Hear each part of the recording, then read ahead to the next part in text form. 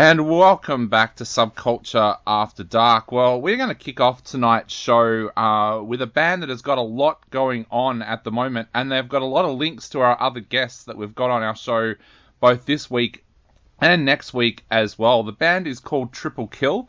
They've got a brand new single out, which I'm going to get them to announce in a moment, just because I'm a little scared to try and pronounce this in case I stuff it up. But we actually thought, before we play the track and before we talk about these amazing tours that are coming up, we would actually get two members of Triple Kill on the phone tonight. So welcome to the program, Connor and Ethan. Hello. Thanks for having us. No problem. Now, guys, you have got so much going on, and like I said before, you've got so much going on that links to some of our other guests that we've got coming up tonight and next week as well. But let's start off by talking about this brand new track. And to start that chat, can someone tell me how to pronounce it so I don't completely stuff it up? It's pronounced Shai Hulud. It's a Dune reference. It's the sandworms in Dune. I thought that, but I was thinking, no, that can't be right. So tell us a little bit about how that links in. Like, where did the idea for this track first come from? I mean, lyrically, the idea just came from the Dune mythos being cool and the Denis Villeneuve film being really dope. Yeah. And then the phrase "God Emperor of Dune," which is the title of the fourth book, sounds so cool on paper. Thought, it just lends itself to being used as some sort of pit call into a breakdown in a heavy metal track. It seemed like a no-brainer. Awesome. So, Ethan, I've got to ask, because I also host a movie show away from a heavy metal show, are you guys all big movie buffs? Oh, definitely. When it comes down to it, especially Connor here, we're both big on films. We just had our Barbenheimer weekend, which was a real nice time. Yep. We did too. So, yeah, huge movie fans. Yeah, so tell us a little bit about that, Connor. Do you quite often find yourself being inspired by movies when you sit down to work on your music as well? Yeah, absolutely. Movies and comic books predominantly. And any and all kinds of movies can kind of make their way into the lyrical content for a Triple Kill song, which is half the fun. Just seeing whatever, maybe a line or a scene stands out, and trying to capture that essence in a song. We get whatever made the hairs on the back of my neck stand up and make me, give you that visceral response of like, whoa, that's cool. Trying to put that into song form is always a blast. Now, Connor, as someone who is looking at my desk right now and thinking I need to watch that Stranger Things Teenage Mutant Ninja Turtles, read that Stranger Things Teenage Mutant Ninja Turtles crossover comic that I bought yesterday, what are some of your favourite comics? Oh man, well, Preacher is a huge one. We've got a song on the upcoming album inspired by a character from Preacher. American Vampire is a favourite. I really like Scott Snyder as a writer. What else? I mean, The Boys is obviously a big fave as well. Garth Ennis just rocks my socks, dude. He's great. Now, you've just pricked my interest a lot there, talking about Preacher. Please tell me that it's not Arseface, that the character that's inspired the track. No.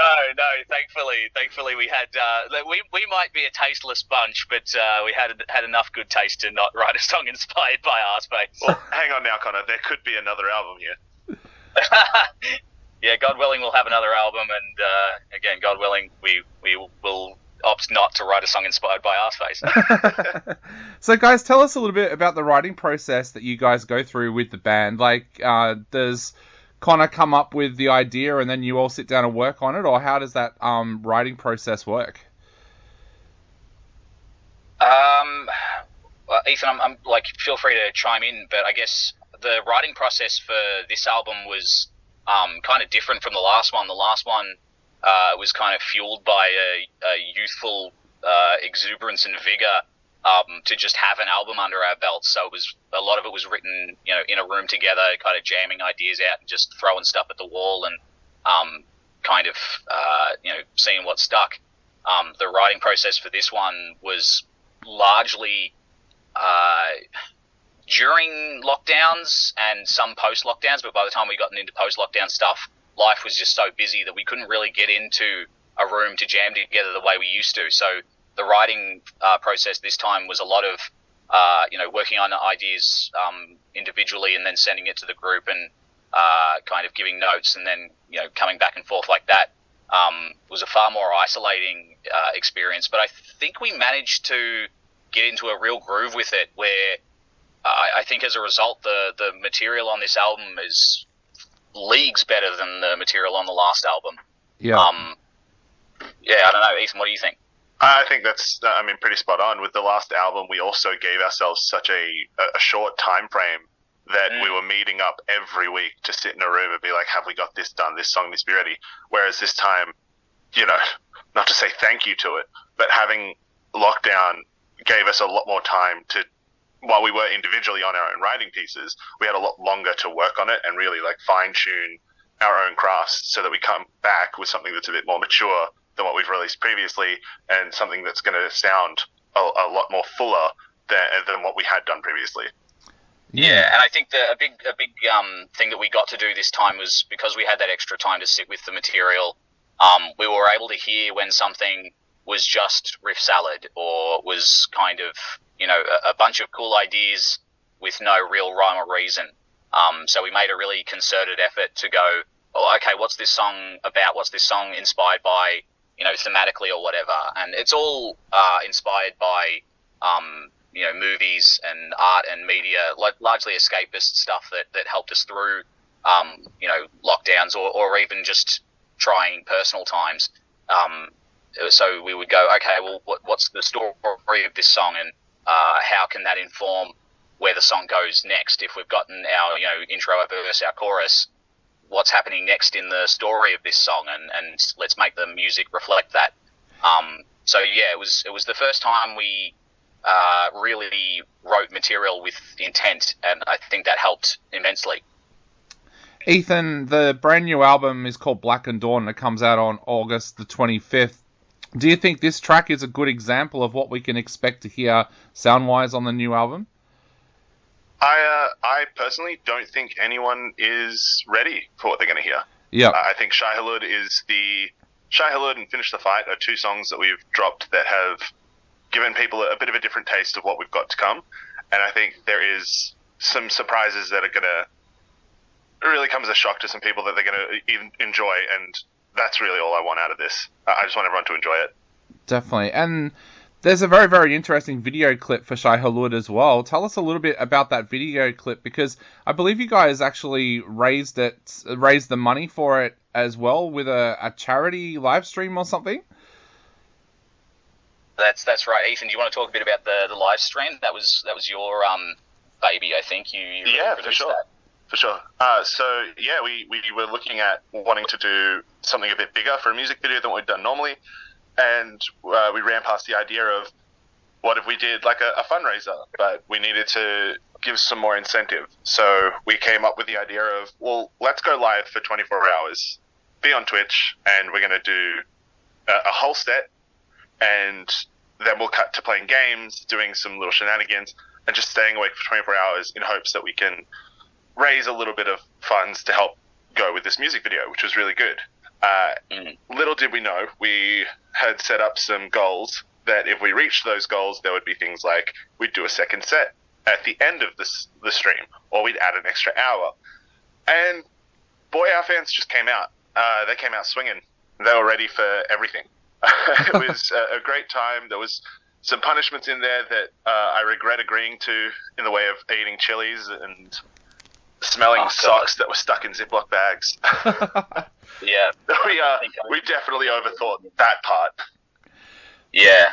We certainly underestimated just how generous our friends and family and relative strangers who just like this triple kill thing would be. We thought all right, maybe we'll make. We needed a budget of at least about 5K to make this video everything it could be.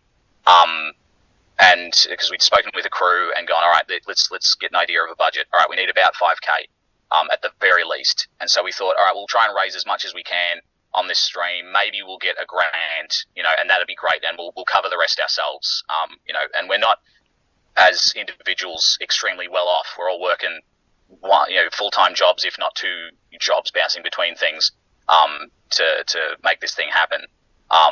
But goddamn, dude, yeah, people showed up and were incredibly generous and dug deep and raised not only the budget we needed, but then some, which meant we had more wiggle room, and we were able to put more into the budget for this video and make it even better.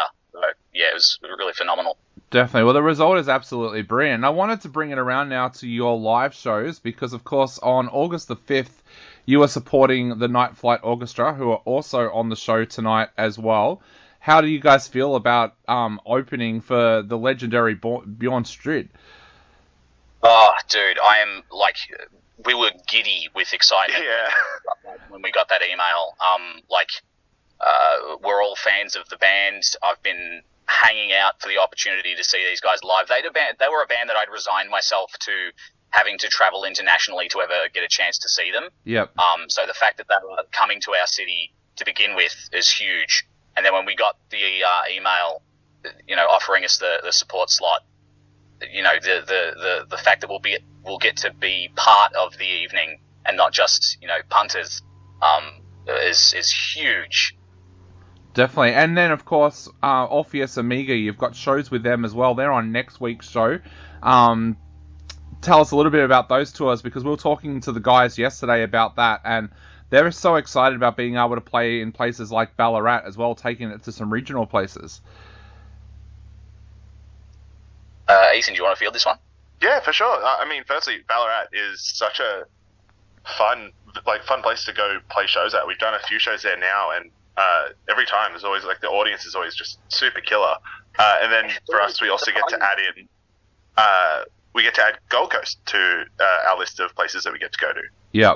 It's really cool, rather than just doing the Brisbane, Sydney, Canberra, Melbourne leg of just doing an East Coast tour and calling it an Australia tour. We get to add in some extra shows there, which has been really nice. Awesome. Well, we cannot wait for those shows. I know I'll definitely be at the Night Flight Orchestra show, and I'm sure I'm coming back as well for Quest Fest on September 9, because that sounds absolutely awesome. But guys, we are going to play the brand new single on our show right now. So what would you like to say to everybody out there before they listen to Shai Hulud for the first time? If you like the song, check the video out, and don't let the video scare you off from seeing us live, please. Awesome. Well, guys, thank you so much for taking the time to chat to us today. I know you're both very, very busy, so thank you so much for taking that time, and we can't wait for the new album coming out on August the 25th, and with all those shows as well, I'm sure a lot of our listeners are going to head along and check you guys out playing live as well. So thanks so much for coming on the show. Thanks for having us. Not a problem, dude. Thanks for having us.